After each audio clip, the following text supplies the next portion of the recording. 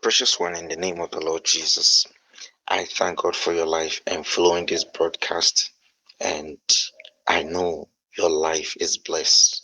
Today, we want to continue with our teachings on how to make the word benefit you. And I believe that from the parable that Jesus spoke in the book of Matthew, chapter 13, verse number 20, we want to read. Today, I'm using the New Living Translation. The Bible says, the rocky soil represents those who hear the word or the message and receive it with joy. But like young plants in such soil, their roots don't go very deep. At first, they get along fine, but they wilt as soon as they have problems or are persecuted because they believe the word. So now this is how um, many people don't benefit from the word of God, because if you want to benefit from the word of God, you have to look at why people don't benefit from the word of God. And Jesus is showing us one of the reasons. And he says that as part of the word being sown in people's lives, there are those who have rocks on their hearts. And what happened is that because of the rocks on their hearts, it becomes very difficult for them to have the word sink in.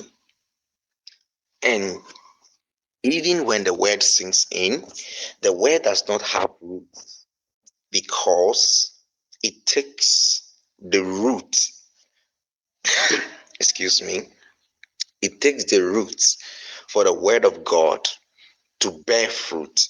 For it to grow, to bear fruit, you need the roots. So we want to take this time to examine what are the rocks in the heart of man that makes it very difficult now for the word of God to generate fruit. And remember, these are people who receive the word with joy. And then with time, the Bible says that they begin to face persecution and have problems because of their faith, because of their belief. They have believed the word of God, but because they have believed the word of God now is leading them and guiding them. And then they least expect that because of their faith, they are going to have issues, they are going to face persecution, they are going to face problems. And then as soon as the persecution starts, because the word is not so deep, then they begin to lose the word of God. I believe that the rocks on the hearts of many people has got to do with the philosophies of men, the traditions of men, the traditions of men, the philosophies of this world, science, literature, whatever that you can think of right now. Because you see, there are so many people who love the Lord, who receive the words of Jesus, but there are so many things that they have learned in school, they have learned during their childhood ages as they were growing up in certain areas and in certain parts of the world. There are things that they are exposed to, there are things that they have come to know, there are things that form their background. And even though they believe the word of God, they want to hold on to the word of God. They believe for a while.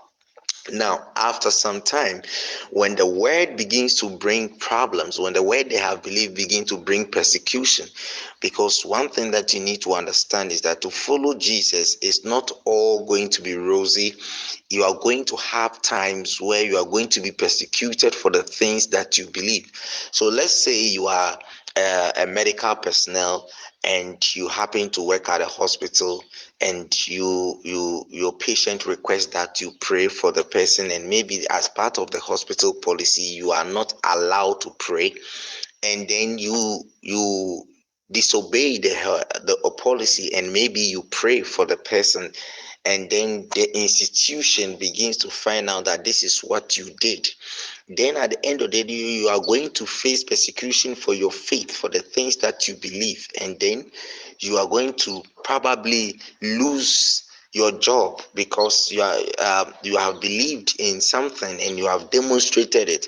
There are schools, especially in the Western lands today, where a teacher is not supposed to quote something from the Bible or even um, mention the name of God or even speak anything religion. And as Christians, the Bible says that we have the obligation to spread the gospel. So you believe you want to spread the gospel, and sometimes your students can ask you questions where you are compelled to use the Bible to bring light, to bring illumination, to bring understanding to them. You can be persecuted for that.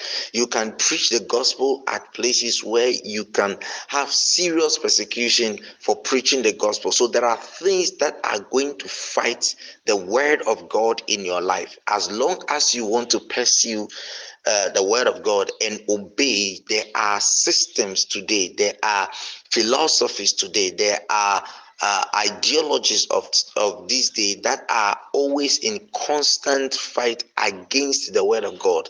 That is what the Bible says, that for we do not war against flesh and blood, but against principalities and powers and authorities. And the Bible also makes us to understand that we are casting down strongholds and everything that highly exalts itself against the word of God.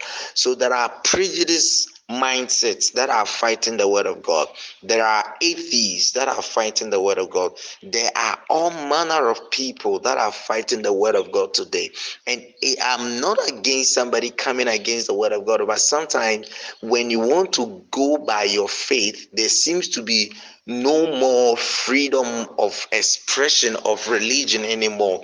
So one thing that you need to understand is that to believe the word of God, you are going to face persecution. So there are people who don't have the capacity to stand when persecution and problems starts coming in. And the Bible says that the reason why they don't benefit from the word is because they have not developed roots. Because even though they receive the word of God, they receive the word of God on rocky grounds.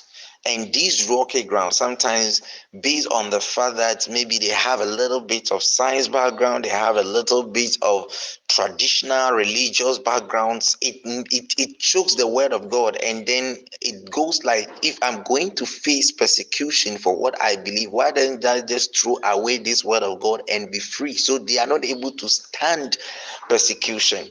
Let's look at people who believe in God for marriage, and then you get into the marriage, and then the marriage begin to present its challenges and problems. And then it comes to a place where people now begin to behave in marriage as though they are even unbelievers, because the foundation of the things they received, they never expected it to be accompanied with persecution. So anytime the Bible says that people receive the word of God, but they don't develop roots because there's one or two things already that they are relying on.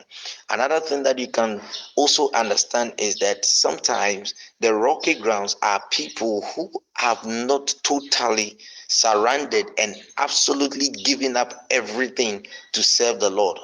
They rely on maybe their profession, they rely on maybe their knowledge about something. So many people don't totally rely on the Lord and or rely on the word of God.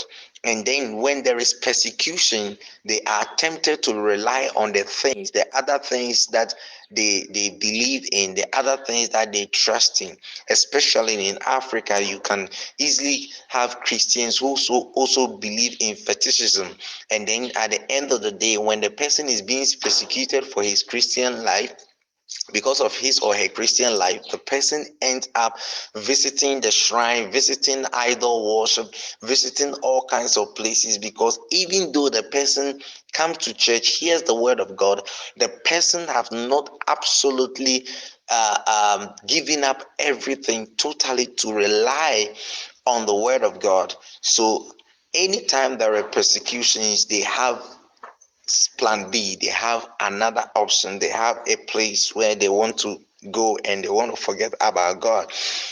And I want to believe, God, that you will develop roots. You will build your roots deeper in the things of God, so that when the persecution comes, because you can't do away with the persecution. You can't do away with the persecution. If you're going to follow Jesus and believe his words, Jesus said that no servant is greater than his master. If they have persecuted me, they will persecute you. You see, the world has not changed from the days of Jesus. A human being has not changed. Human beings are still the same in the day of Jesus, and now people still enjoy persecuting Christians. And your decision to follow Christ is going to bring more and more persecution into your life. This is the reason why many people stop on the way. That is what Jesus kept on warning us, that he that holds the plow and looks back is not fit for my kingdom. This is also why Jesus said to us that we have to deny ourselves, take up our cross, and follow him. What Jesus is commanding and calling all of us to do is to come to the place where we believe him. We know that what he said to us are true, and we can trust him. We can rely on him. And brothers and sisters, believe me, Jesus can be trusted. Jesus can we can put our absolute trust in him to carry us through the troubles, to save us, to deliver us. There are times that he might not even deliver you, but the Bible gives us the assurance that we are strangers and we are pilgrims on this earth. There is a better place where he is taking us. So when you pick up his word, I pray, it is my prayer, that you absolutely believe in the things that he said unto you. There are times that because of the word you have believed, you are going to go through poverty, you are going to go through hardship, you are going to go through difficulty. Lack is going to come into your life, loss of loved ones, sometimes things that you cannot explain, things that you might not be able to have answers to. But the Bible makes us to understand that it is important for us to hold on and not shake.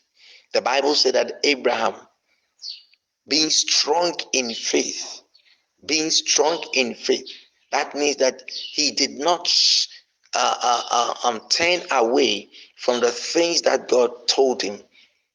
He kept them in his heart. He held on to it. Sometimes I look at the life of Mary, the mother of Jesus, and I'm looking at a mother looking at a 33-year-old son being beaten, being scolded by people, being insulted, say all kinds of things to him, drive him straight to Golgotha, send him to the dungeon, kill him on the cross shamefully, naked.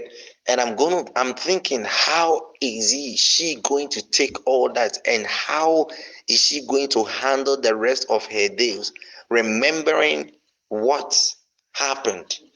The society that knew that was her son, the people that knew that was her son.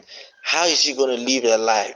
And I'm looking at the apostles who walked with Jesus. Jesus was like a brother, he was like a friend to them, he was their everything, he was their master, he was their Lord. And witnessing and seeing the shameful way with which he was crucified, and then you are asking yourself, how then do you have the courage to speak to another person concerning the same person and declare him as Lord when he was killed like a criminal, when he was killed like an ordinary person? How do you have the boldness? So sometimes when we believe him, we are going to declare him, and then sometimes we are going to be ashamed of him. Sometimes we are going to come to the place where we feel like not mentioning him to the world. You will be persecuted. There will be problems. There are places when you minister the word of God, you are going to have issues. But will you stop? Are you going to stop on the way? The Bible says that we are not of those who hold back. So I want to encourage you. Hold on to the end. Fight to the end. He that is with you is more important than him that is in the world. The Bible says that greater is he that is in us than him that is in the world. May this broadcast encourage you and bring you to the place. Maybe you are fighting some disease, some sickness, some illness, some problems. There may be some difficulty that you are going through right now, and it looks as though the word of God is failing. But I want you to know, hold on to his word. He says that by his stripes you were healed. Hold on to that word. Hold on to that word and keep on believing, and know that even if he calls you home, the Bible says that to be absent in the body is to be present with the Lord, which is far better. I pray that the Lord will keep you and sustain you. The Lord will cause his face to shine upon you, that you will not give up. You will develop roots by the word of God, that no amount of problems or persecution that comes your way will be able to take away the word of God, will be able to wither the word of God out of your heart. In Jesus' precious name, amen. Have a blessed day. May the Lord bless you. May the Lord cause his face to shine upon you and give you his peace. Amen.